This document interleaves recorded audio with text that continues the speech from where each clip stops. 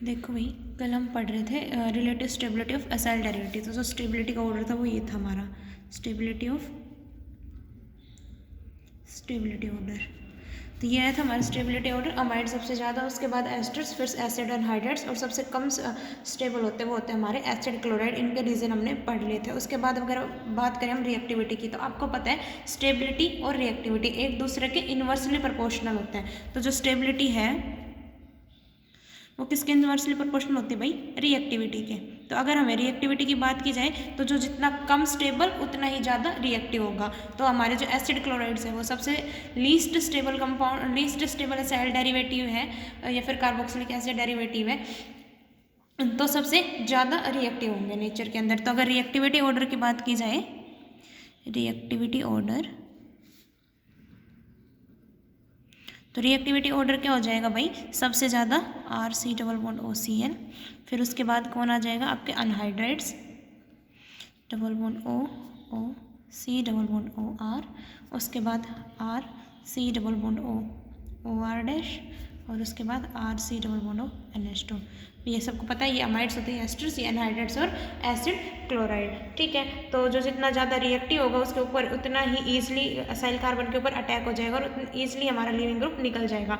तो अब ये एक्सप्लेन करना हो तो कैसे डिफाइन करोगे कि कितना ज़्यादा रिएक्टिव होगा, मतलब कितना ज़्यादा इस कार्बन के ऊपर, जो कार्बोनिल कंपाउंड है, कितना ज़्यादा ईजिली हमारा न्यूक्लियोफाइल इसके ऊपर अटैक कर पाएगा। ठीक है, तो जितनी ज़्यादा इलेक्ट्रॉन डेफिशिएंसी होगी इस कार्बन के ऊपर, उतना ही ईजिली आपका न्यूक्लियोफाइल इसके ऊपर अटैक कर पाएगा। भाई देखो, न्यूक्लियोफाइल कैसा होता है? Negatively charge. तो जो नेगेटिव चार्ज है स्पीसीज है वो कहाँ जाएगी? जहाँ पे पॉजिटिव चार्ज ज़्यादा मिलेगा। पॉजिटिव चार्ज जहाँ कहाँ ज़्यादा होगा? जहाँ पे इलेक्ट्रॉन डेफिशिएंसी ज़्यादा होगी। तो जहाँ पे भी जितना ज़्यादा पॉजिटिव चार्ज उतनी ज़्यादा इलेक्ट्रॉन डेफिशिएंसी। तो जो ये कार्बन है, कार्बोनिल कार्बन, ये जितना ज़्यादा इलेक्ट्रॉन डेफिशिएंट होगा नेचर के अंदर, उसकी रिएक्टिविटी न्यूक्लियोफाइल के टुवर्ड उतनी ही ज़्यादा होगी। अब देखो इनके केस में देखते हैं, यहाँ पे क्या जुड़ रहा है? इसके साथ क्लोरीन जुड़ रहा है। अब ये किसका काम कर रहा है? इलेक्ट्रॉन विड्रॉइंग का, इलेक्ट्रॉन विड्रॉइंग ग्रुप का काम कर रहा है। तो क्या करेगा? इससे इलेक्ट्रॉन डेंसिटी को अपनी साइड खींच लेगा। अब इलेक्ट्रॉन डेंसिटी को अपनी साइड खींच लेगा तो क्या बना देगा? इसे इलेक्ट्रॉन डेफिशिएंट बना देगा। तो ये ईजिली इस पर अटैक कर सकेगा। उसके बाद इसका भी कुछ इफेक्ट लगता है इनके केस में। और ये दोनों, इनका इफेक्ट कैसा होता है भाई? ये तो इलेक्ट्रॉन डोनेटिंग है ना, ये तो देंगे, लेते थोड़ी ना है। तो इनके ऊपर अटैक उतना ही कम फैसाइल होगा। ठीक है, या फिर तो जितना ज़्यादा इसका, या फिर हम कह सकते हैं कि जो जितना कम तो दो टाइप से होगा। एक तो किससे एक्सप्लेन कर दिया हमने? इंडक्टिव इफेक्ट से। तो इंडक्टिव इफेक्ट ने क्या कहा कि जितना ज़्यादा इलेक्ट्रॉन विड्रॉइंग ग्रुप लगा हुआ होगा, जितना ज़्यादा इलेक्ट्रॉन विड्रॉइंग ग्रुप लगा होगा, क्या करेगा? इलेक्ट्रॉन डेंसिटी को अपनी साइड ले लेगा, इलेक्ट्रॉन डेंसिटी खींच लेगा, तो क्या बना देगा उसे? Electron deficient. और इलेक्ट्रॉन डेफिशिएंट कार्बन हो जाएगा। तो हमारा न्यूक्लियोफाइल का अटैक है, न्यूक्लियोफाइल अटैक ईजिली, वो उतना ईजिली हमारे न्यूक्लियोफाइल्स के ऊपर अटैक कर पाएगा। सेकंड हमारे पास बात आती है हमारा रेजोनेंस। अभी हम देख रहे थे कि RC डबल बॉन्ड O, और ये आपका Y ग्रुप था। क्या था? इसके पास लोन पेयर थे, ये इधर पार्टिसिपेट कर रहा था। RCO negative double bond Y ऐसे रेजोनेंस में पार्टिसिपेट कर रहा था ना। तो अब देखो, जो हमारा क्लोरीन के केस में रेजोनेंस में पार्टिसिपेट करेगा, इसके केस में, इन सब के केस में पार्टिसिपेट करेगा। आप देखोगे हमने पढ़ा था कि क्लोरीन के केस में जो ओवरलैपिंग होती है वो कम होती है, तो वो थोड़ा कम रेजोनेटिंग स्टेबलाइज है, और कम स्टेबलाइज है तो उसके वो रिएक्टिव उतना ही ज़्यादा होगा। तो रिएक्टिविटी ऑर्डर जस्ट इसके ऑपोजिट हो जाएगा। और अगर बात करें ईज ऑफ लिविंग ग्रुप, भाई हम रिएक्शन में क्या पढ़ते हैं कि कोई न्यूक्लियोफाइल अटैक करता है, ये उधर इलेक्ट्रॉन शिफ्ट होते वापस आते हैं, और ये वाला ग्रुप आपका बाहर निकल जाता है। जैसे इसमें ये निकल जाता है, OR निकल जाता है। ठीक है, तो जितना ईजिली हमारा ये साइड वाला ग्रुप बाहर निकल जाएगा, उतना ही जो हमारी रिएक्टिविटी है उतनी ही ज़्यादा होगी। तो अगर और आप जो लिविंग ग्रुप आप पढ़ चुके थे कि जो जितना वीकली बेसिक होगा वो तो इतना ही ईजिली लिविंग ग्रुप होगा। तो लिविंग ग्रुप की बात की जाए तो सबसे ज़्यादा क्लोरीन होता है, फिर RCO नेगेटिव वाला ग्रुप होता है, फिर RO नेगेटिव, और उसके बाद लास्ट में आता है हमारे पास NH2 नेगेटिव। तो ये हमारा अच्छा लिविंग ग्रुप है, जल्दी निकल जाएगा। तो रिएक्टिविटी कैसी हो जाएगी? इसकी ज़्यादा हो जाएगी। ठीक है, तो ये थी इसकी स्टेबिलिटी और रिएक्टिविटी में कैसा रिलेशन है भाई? इनवर्स रिलेशन है। ठीक है, एक्सप्लेन किससे करोगे? इंडक्टिव इफेक्ट से और रेजोनेंस इफेक्ट से। जितना ज़्यादा इंडक्टिव इफेक्ट से कैसे? जितना ज़्यादा इलेक्ट्रॉन विड्रॉइंग ग्रुप जितना, तो क्या करेगा? कार्बन के ऊपर इलेक्ट्रॉन डेफिशिएंसी इंक्रीज कराएगा, इलेक्ट्रॉन डेफिशिएंसी इंक्रीज हो जाएगी तो क्या होगा? वो अटैक भी ईजिली कर पाएगा, मतलब उतनी ही जल्दी से वो हमारा अटैक कर पाएगा। ठीक है। उसके बाद रेजोनेंस, अगर वीक रेजोनेंस है मतलब कम स्टेबल हमारे स्ट्रक्चर है और कम स्टेबल स्ट्रक्चर है तो रिएक्टिविटी उसकी उतनी ही ज़्यादा।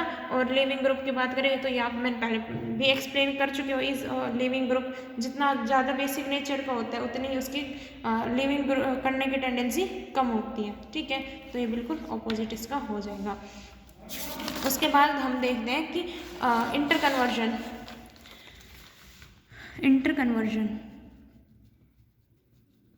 अब हमने देखा जो भी हमारे एसाइल डेरिवेटिव थे या जितने भी हमारे एसिड के डेरिवेटिव थे सबका रिएक्टिविटी ऑर्डर अपना अलग अलग है, उनके रिएक्टिविटी में डिफरेंस है। तो क्या कर सकते हैं कि जो ज़्यादा रिएक्टिव है वो कम रिएक्टिव वाले को सब्सटीट्यूट कर सकता है ना भाई। देखो हमने क्या देखा कि हमारे पास एसिड क्लोराइड्स थे CrCOO, इनकी रिएक्टिविटी बहुत ज़्यादा थी। ठीक है, तो ये क्या कर सकते हैं कि तो ये दूसरे वाले को सब्सटीट्यूट कर सकते हैं, तो जिसकी रिएक्टिविटी ज़्यादा है वो दूसरे वाले को सब्सटीट्यूट कर सकते हैं। तो जो एसिड क्लोराइड्स हैं वो एसिड अनहाइड्राइड्स के अंदर भी कन्वर्ट हो सकते हैं, वो एस्टर्स के अंदर भी कन्वर्ट हो सकते हैं और वो अमाइड्स के अंदर भी कन्वर्ट हो सकते हैं। भाई हमारा क्लोरीन ईजिली निकल जाता है ना, तो इसकी जगह कोई दूसरा ग्रुप डालो, मान लो RCO NH2 से रिएक्शन करवाओ तो NH2 ग्रुप इसके जगह आ सकता है ना। तो ये क्या हो सकते हैं, हमारे जो ज़्यादा रिएक्टिव है वो लीस्ट रिएक्टिव वाले के अंदर इंटर कन्वर्ट हो सकता है। तो जो हमारे एसिड क्लोराइड है वो किस किस के अंदर हो सकते हैं, एनहाइड्राइड्स के अंदर भी हो सकते हैं, एस्टर्स के अंदर भी हो सकते हैं और अमाइड्स के अंदर भी हो सकते हैं। लेकिन हमारे अनहाइड्राइड एस्टर अमाइड के अंदर हो सकते हैं, एस्टर वाले केवल अमाइड के अंदर ही इंटर कन्वर्ट हो सकते हैं। तो जो मोस्ट रिएक्टिव डेरिवेटिव होता है वो लीस्ट रिएक्टिव डेरिवेटिव के अंदर इंटर कन्वर्ट हो सकता है। कैसे होंगी वो हम इनके रिएक्शंस पढ़ेंगे, उन सब में देख लेंगे। उसके बाद नेक्स्ट आता है हमारे पास role of acid as a catalyst. Role of acid as a catalyst, जो न्यूक्लियोफिलिक एसाइल सब्स्टिट्यूशन रिएक्शन है वो क्या हो सकती है भाई, हमारी एसिड के प्रेजेंस में कैटलाइज्ड हो सकती है। और कैटलिस्ट का काम क्या होता है, रिएक्शन को फास्टर करवा देता है। या हम कह सकते हैं रिएक्शन को फास्टर करवाना है मतलब जो हमारा कार्बन डबल बॉन्ड O है इस वाले कार्बन को न्यूक्लियोफिलिक अटैक के लिए मोर फैसाइल बनाना, मतलब ऐसा बनाना, या एक तरीके से कह सकते हैं इसे बहुत ज़्यादा इलेक्ट्रॉन डेफिशिएंट बनाना ताकि न्यूक्लियोफाइल इसके ऊपर ईजिली अटैक कर सके। तो क्या करते हो आप, किसी एसिड कैटलिस्ट का यूज़ करते हैं। एसिड कैटलिस्ट का यूज़ कैसे करोगे, RC⋅OY एसिड कैटलिस्ट डालोगे, क्या होगा, ऑक्सीजन के लोन पर इसके पास RCY⋅OH पॉजिटिव। अब क्या होगा, हमारा न्यूक्लियोफाइल एक यहाँ था एक यहाँ पे इसके ऊपर जो इलेक्ट्रॉन डेफिशिएंसी है बहुत ज़्यादा बढ़ जाती है, तो अब न्यूक्लियोफाइल बहुत ईजिली अटैक कर जाएगा। तो न्यूक्लियोफाइल इसके ऊपर अटैक करेगा, ये इधर क्या बनेगा भाई, COH न्यूक्लियोफाइल आ गया, Y ग्रुप था, R ग्रुप था। अब क्या होगा नेक्स्ट में, ये बॉन्ड इधर और जो आपका लिविंग ग्रुप था Y वो आपका बाहर, क्या बन जाएगा आपके पास C⋅O R और न्यूक्लियोफाइल। तो जो ये एसिड मीडियम है ये क्या करवा रहा है, इस कार्बन को ज़्यादा फैसाइल बना रहा है कि इसके ऊपर न्यूक्लियोफिलिक अटैक ईजिली हो सके। ये रिएक्शन दिखी नहीं ना, वो सिंपल है, कुछ नहीं है। H पॉजिटिव डालोगे OH पॉजिटिव बन जाएगा, ऑक्सीजन ने 3 बॉन्ड बना लिए, ऑक्सीजन पे पॉजिटिव चार्ज आ जाएगा। तो अब ये क्या हो गया, इलेक्ट्रॉन्स को अपनी साइड खींचेगा, तो इस पर इलेक्ट्रॉन डेफिशिएंसी इंक्रीज हो गई। इलेक्ट्रॉन डेफिशिएंसी इंक्रीज हो गई तो न्यूक्लियोफाइल ईजिली अटैक करेगा, न्यूक्लियोफाइल अटैक हो जाएगा, ये वापस आएगा।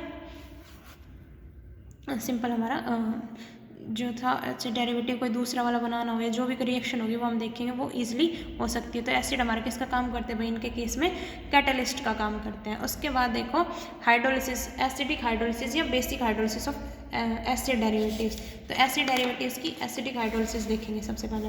तो जो हमारे एसिड डेरिवेटिव है इनकी हाइड्रोलिसिस एसिडिक मीडियम में भी हो सकती है और बेसिक मीडियम में भी हो सकती है। तो फर्स्ट हम देखेंगे एसिडिक मीडियम में, तो hydrolysis in acidic medium.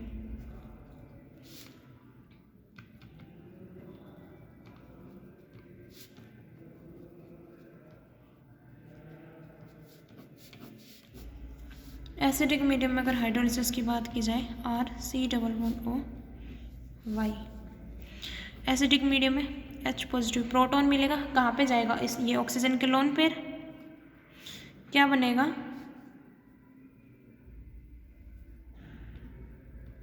RCOH⋅ positive Y।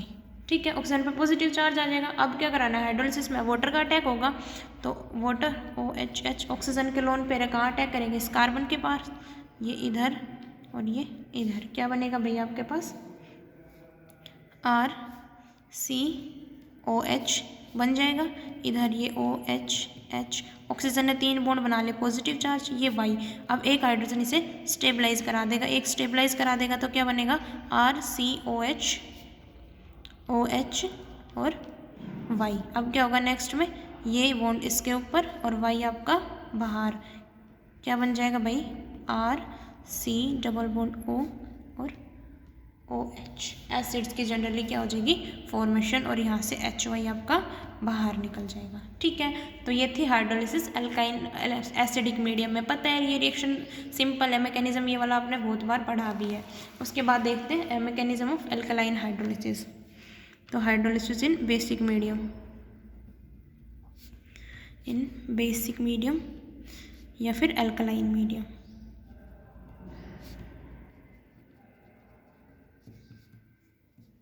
Alkaline medium में क्या होता है हमारे पास OH टाइप का कोई भी बेस लेके चलोगे तो बेस का काम क्या है, या तो प्रोटॉन एब्स्ट्रैक्ट कर सकता है या बेस न्यूक्लियोफाइल की तरह काम कर सकता है। तो यहाँ पे बेस किसकी तरह काम करेगा भाई न्यूक्लियोफाइल की। तो ये इस कार्बन पे अटैक करेगा, ये वाला बॉन्ड इधर शिफ्ट RCO नेगेटिव OH और आपका Y। नेक्स्ट क्या होगा, नेक्स्ट स्टेप में ये नेगेटिव चार्ज इसके ऊपर वापस और Y ग्रुप आपका बाहर, क्या बन जाएगा RC डबल बॉन्ड OH। ठीक है, इसके बाद इसकी फिर से रिएक्शन करवाई जाए OH के साथ। तो अब ये किसका काम करेगा, प्रोटॉन बेस किसका, अब ये बेस की तरह काम करेगा और प्रोटॉन को यहाँ पे तो भाई इसने न्यूक्लियोफाइल की तरह काम किया, अब ये बेस की तरह काम करेगा। तो क्या करेगा, इस प्रोटॉन को निकाल लेगा, इस प्रोटॉन को निकाल के क्या बनाएगा RC double bond O negative carboxyl ion की फॉर्मेशन और साथ में वाटर।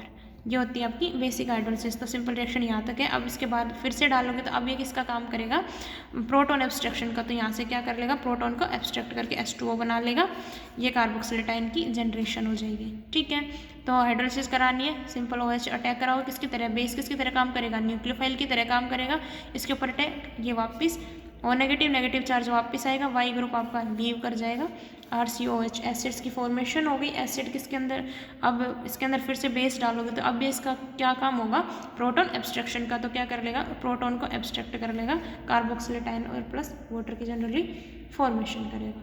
ठीक है भाई, तो ये थे आपकी एसिडिक और बेसिक हाइड्रोलिसिस।